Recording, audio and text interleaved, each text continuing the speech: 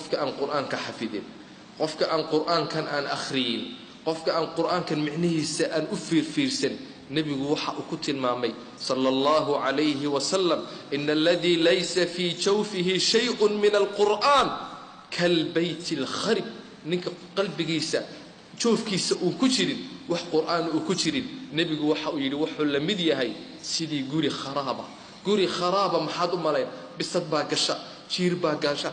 waxa gala maarta jin baa gala bac baa gasha gudaafad oo dhan ayaa ku gurmaysa qalbigiisu waa sida bac baa ku jirta xam baa ku jirta xasad baa ku jira jin baa ku jira waswaas baa ku jira qalaq baa ku jira nolol cidhiidhiya ayaa ku jirta waa qalbi aan quraan lagu hayn waa shoof aan quraanka ilaahay waxba aan hayn weeyaan kuwaasi ikhwaani fillah kuwa quraanka xafidsan hum a'la manzila iyaka inoogu manzila sareeya iyaka inoogu fiican ilaahay baa doortay nabigu waxa uu yiri sallallahu alayhi wa sallam inna allaha yarfa'u bihadha alkitabi aqwaman wa yad'u bihi akharin ilaahay kitaabkan dad ku qaada dad ku saraysiya dad ku noolaysiya وكل وقادا بيقول النبي عليه الصلاة والسلام ويضع به آخرين قارنا إلهي وكتورة قيمة الله ميالو شرف الله ميالو مال في عنا كذا شبا صدو دونا هالنقضبة هدونا قرآن كونا كعمل فلين ون أخرين إلهي قيمة ميالو شرف ميالو أخرجه مسلم ضدك كوا قرآن كحفظي إياك أو أجر بدن إياك أو ثواب بدن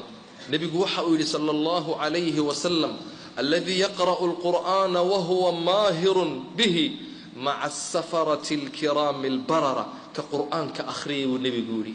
حريف كأبو النبي صلى الله عليه وسلم وحول أجري هي ملائكة اللي هذا السفرة الكرام البررة ملائكة وناكسن إلى هيد الصدق السفيرة دي ساعة كواسول أجري هي الله أكبر dadkii wuu dhaafay muxuu ku dhaafay quraanka akhrintiisii dadkii wuu dhaafay muxuu ku dhaafay quraanka ku amal falkiisii buu ku dhaafay Allahu akbar maxaa ka fiican in la fariisto oo wax laga barto maxaa ka fiican maxaa ka qurux badan markaad aragtid masjidka iyaga oo ku jira oo xalaqa u fadhiya oo quraanka wal akhriya nabigu waxa uu yiri sallallahu alayhi wa sallam majtama'a qawmun في بيت من بيوت الله يتلون كتاب الله ويتدارسونه بينهم إلا نزلت عليهم السكينة وغشيتهم الرحمة وحفتهم الملائكة وذكرهم الله في من عنده رواه مسلم نبي وحا يلي قار